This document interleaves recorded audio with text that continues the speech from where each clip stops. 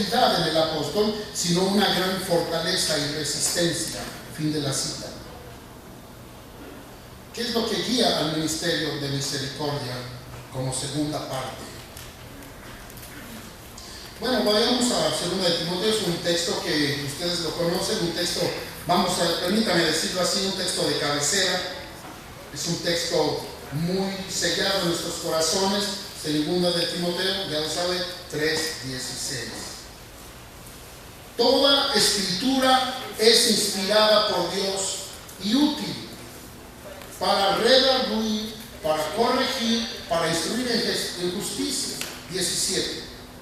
A fin o con la finalidad o con el objetivo de que el hombre de Dios sea perfecto, es decir, no le falte nada, enteramente preparado. ¿Para qué? Dice el texto ahí, para toda buena obra. ¿De qué estamos hablando? ¿No es cierto? De un ministerio de misericordia, para toda buena obra. Bueno, la palabra de Dios promete, aquí en este versículo, la palabra de Dios promete equipar al pueblo de Dios, a la iglesia, para su ministerio, el ministerio de la iglesia sobre la tierra, la labor de la iglesia sobre la tierra, el servicio, el quehacer, el oficio de la iglesia sobre la tierra. Entonces, basados en 2 Timoteo 3, 16 y 17, así como las escrituras entonces forman individualmente al creyente, lo nutren, lo forman, le da crecimiento, también entonces debe formar este grupo de creyentes que agrupan al ministerio de misericordia. De tal forma debe ser esta estructura, esta conformación que esté alineado con la identidad y la misión de la iglesia. ¿Por qué? Porque es un ministerio que se extrae de la Biblia. Hay prioridades y objetivos bíblicos que deben ser seguidos, claro, debe ser así, aunque hay también libertad de métodos y programas, pero estos últimos deben estar subordinados al primero, principios bíblicos. La palabra de Dios es nuestra guía. Es por eso que los ministerios de misericordia deben depender de la palabra de Dios. Esa es la palabra, depender de la palabra de Dios. La palabra de Dios debe seguir teniendo el poder, la supremacía en toda nuestra vida. Es un papel importante que la Biblia tiene que estar desarrollando nosotros. Es un punto central en la vida de aquellos que están envueltos en el ministerio de misericordia. Primero, por supuesto, individualmente y después grupalmente. Dios no llama a servir a agrupaciones, llama a individuos. Muchas veces es fácil olvidar la prioridad de la Escritura por el cúmulo de información a nuestro alrededor, la información psicológica, social, mercantil, etc. Pero no debemos olvidar la prioridad de la Escritura y comenzar a confiar en el programa o un plan de acción que se tenga que agregar. Pero la Escritura debe gobernar todo programa o todo plan de acción. Los programas pueden ayudar a personas a servir, por supuesto, pero la persona fiel sigue como una luz en el camino a la palabra de Dios. Esa es la prioridad de nuestro ministerio. Debe depender de la Escritura. Recuerde esta frase: Dios ha llamado a personas a servirle en lugar de instituir programas. Otro punto acerca de este objetivo de nuestro ministerio, que tiene que ver, claro, con el objetivo de la iglesia en la tierra, que es columna y baluarte de la verdad. La iglesia es el único organismo en la tierra que tiene la luz verdadera y alumbra lugares oscuros, aquella ciudad oscura, ¿recuerdan? Y hubo luz. La palabra de Dios es lo que pregona la iglesia en la tierra, la verdad de Dios, el Evangelio. Entonces, pensando en estos objetivos que deben ser seguidos, entendemos que el ministerio de misericordia también no solo debe depender de la palabra de Dios, sino debe ser motivado por la palabra de Dios. Dependemos de la palabra de Dios, pero esto es debido a que somos motivados por la palabra de Dios. No nos motiva una emoción externa, no nos motiva los números, no nos motiva los resultados, nos motiva la propia palabra, pese a que haya un resultado erróneo. Nosotros tenemos que ser como Pablo y decir: yo sembré, fundé la iglesia. Pablo dice esto, Apolo se hizo cargo, él empezó a alimentar a la congregación, pero el crecimiento lo da el Señor. Entonces, el ministerio de misericordia debe ser motivado por la palabra de Dios. ¿Por qué debe ser motivado? Porque hay otras motivaciones que son erróneas. Existen peligros verdaderos, de verdad, peligros que pueden pasar por nosotros sin darnos cuenta y entrar en nuestro ministerio de misericordia.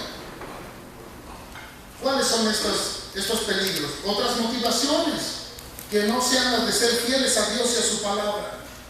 Algunos de estos peligros están enmascarados por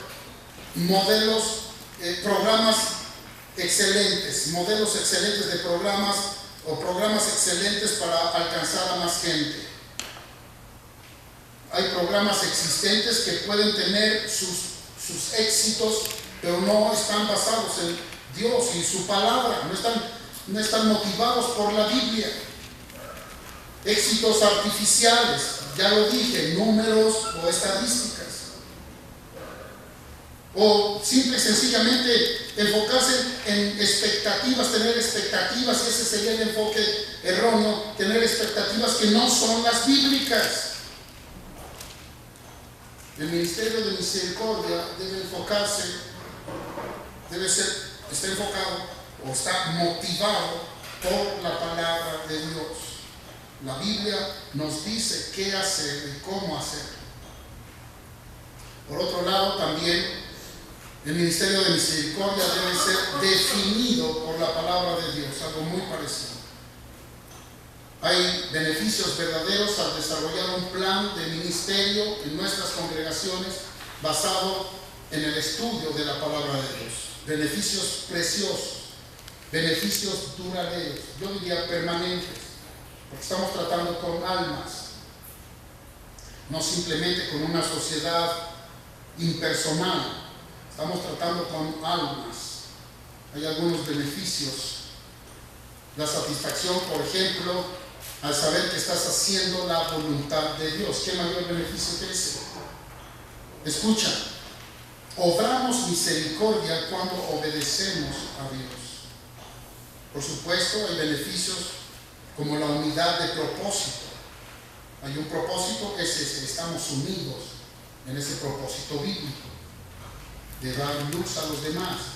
El recurso de CHF solo es eso, un recurso, y gracias a Dios por ello. Gracias a Dios por los testimonios. Gracias a Dios por la gente que está llegando a las congregaciones a través de estos recursos. Pero observa,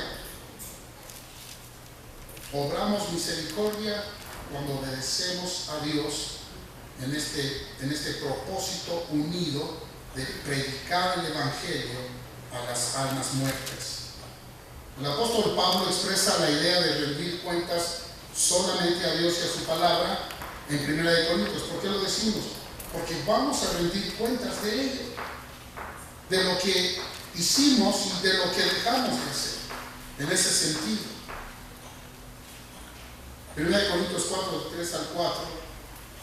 Yo en muy poco tengo el ser juzgado por vosotros, dice el apóstol, o por el tribunal humano.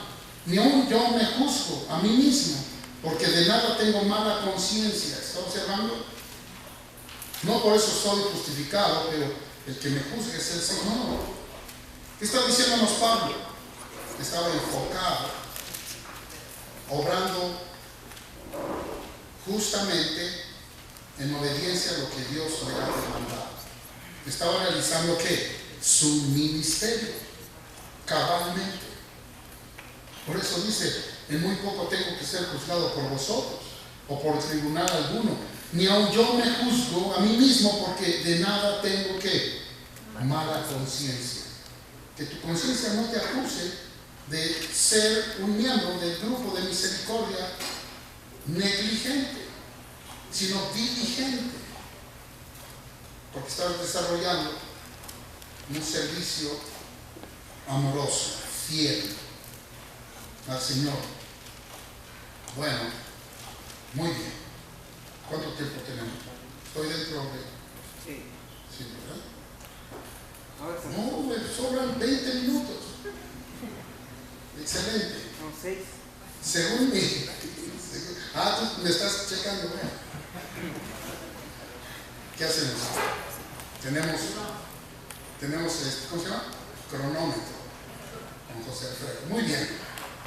El objetivo entonces, hermanos, que están trabajando en la obra de Dios, que tienen esta encomienda de Dios en sus congregaciones, que se han unido a este sentir de predicar el Evangelio a través de esta labor que nos brinda el Señor mediante CHF. El objetivo es asistirle para desarrollar un ministerio de misericordia bíblico, efectivo, que es motivado ¿por qué?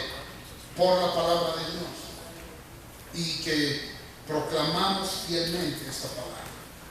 Nuevamente, repito esto, Dios ha llamado a personas a servirle en lugar de instituir programas.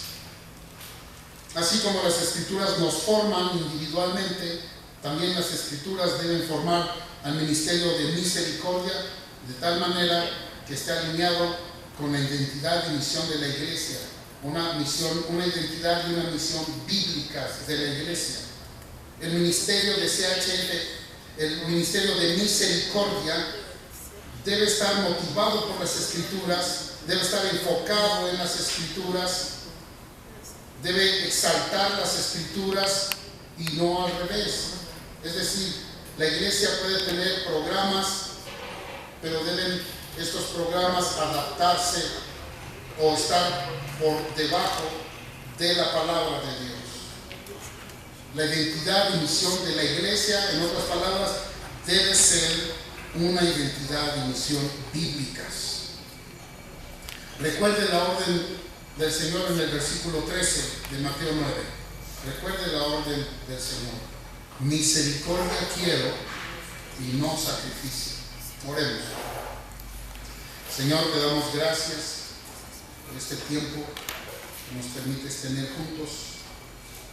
Te rogamos, Dios, que estas enseñanzas y después los manuales que llegarán a nuestras manos, Señor, en el tiempo en que tú nos dispongas, podamos tener estos recursos para entender la función, Señor, bíblica de nuestro propósito en esta tierra.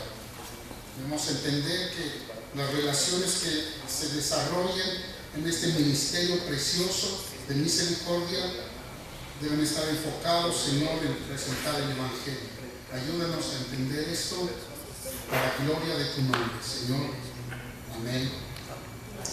Dios les bendiga. Gracias.